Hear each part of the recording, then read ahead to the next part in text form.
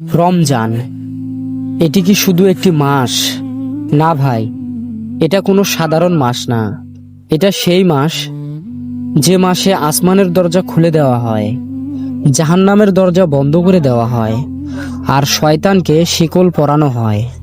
ভাবুন তো, 11 মাস আমরা ভুলে থাকি, গাফেল থাকি, নামাজকে গাফিলতা করি, কোরআন থেকে দূরে থাকি, গুনায় ডুবে থাকি।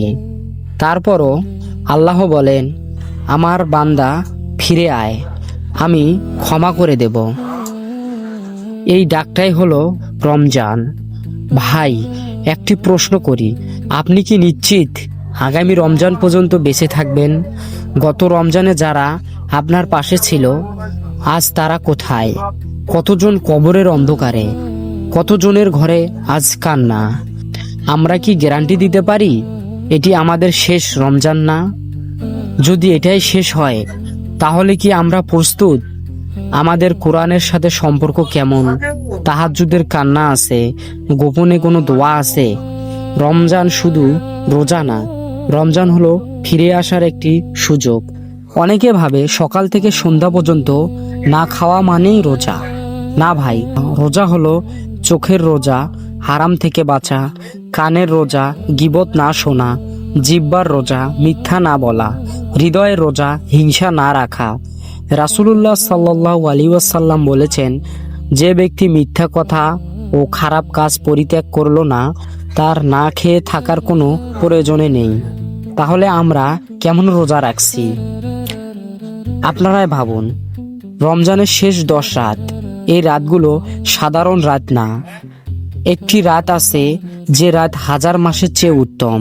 83 বছরের ইবাদতের সওয়াব এক রাতে, ভাবতে পারেন? কিন্তু আমরা কি করি? শেষ দশকে শপিং করি, ঈদের জামা কেনাকাটা নিয়ে ব্যস্ত থাকি, আর হয়তো কদরের রাতটা চলে যায় আমাদের অজান্তে। ভাবুন তো, কবরের ভেতর একজন মানুষ কাঁদছে। সে বলছে, হে আল্লাহ, আমাকে আবার দুনিয়ায় পাঠাও। আমি রমজান পেলে বদলে যেতাম, কিন্তু সুযোগ শেষ। আজ আমরা বেঁচে আছি, আজ আমাদের সামনে রমজান। আমরা কি বদলাবো? রমজান শুধু 30 দিনের না, রমজান হলো এটা ট্রেনিং ক্যাম্পেইন। 1 মাসে আপনি যদি 5 ওয়াক্ত নামাজ ঠিক করেন, কোরআন পড়ার অভ্যাস করেন, হারাম থেকে বাঁচেন, তাহলে রমজান শেষে আপনি নতুন মানুষ হয়ে যাবেন। রাতের শেষ প্রহরে সবাই যখন ঘুমায়, আপনি যদি সিজদায় গিয়ে বলেন, ইয়া আল্লাহ, আমি খুব গুনাহগার, জানেন আল্লাহ তখন নিকটবর্তী হন। 1 ফোঁটা চোখের পানি জাহান্নামের আগুনকে হারাম করে দিতে পারে। ভাই, রমজান আসবে যাবে, কিন্তু আমরা কি বদলাবো? চলুন আজ নিয়ত করি, 5 ওয়াক্ত নামাজ, প্রতিদিন কোরআন তেলাওয়াত, গীবত না করা, গোপনে দান করা, কাউকে কষ্ট না দেওয়া। রমজান এই শব্দটা শুনলে হৃদয় এক অদ্ভুত প্রশান্তি আসে। এটি কি শুধু রোজার মাস? না, এটি রহমতের মাস। এই মাসে আসমানের দরজা খুলে দেওয়া হয়। আল্লাহ বলেন, হে আমার বান্দারা, কে আসো, ক্ষমা চাইবে, আমি ক্ষমা করে দেব। 11 মাস আমরা ভুল করি, তবুও আল্লাহ আমাদের ফিরতে ডাকেন। রমজান হলো আল্লাহর পক্ষ থেকে বিশেষ দাওয়াত।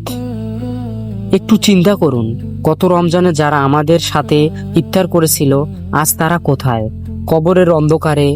আমরা কি গ্যারান্টি দিতে পারি আগামী রমজান পর্যন্ত বাঁচব? যদি এটি শেষ হয়, তাহলে কি আমরা প্রস্তুত? আমাদের আমল কি যথেষ্ট? রোজা শুধু ক্ষুধা সহ্য করা নয়, রোজা হলো চোখের হারাম থেকে বাঁচানো, জিহ্বার গীবত থেকে বাঁচানো, হৃদয়কে হিংসা থেকে মুক্তি করা। যদি আমরা মিথ্যা বলি, অন্যকে কষ্ট দেই, তাহলে শুধু না খেয়ে থাকার নামে রোজা। রমজানের শেষ দশক রাতে মধ্যে আছে এক মহারাত, লাইলাতুল কদর। এই রাতে 1000 মাসের চেয়ে উত্তম। ভাবুন, 83 বছর ইবাদতের সওয়াব এক রাতেই। কিন্তু আমরা কি সেই রাত খুঁজছি, নাকি ঘুমিয়ে কাটাচ্ছি? কবরের ভেতর একজন মানুষ কাঁদছে, হে আল্লাহ, হে আল্লাহ, আমাকে আবার দুনিয়ায় পাঠাও।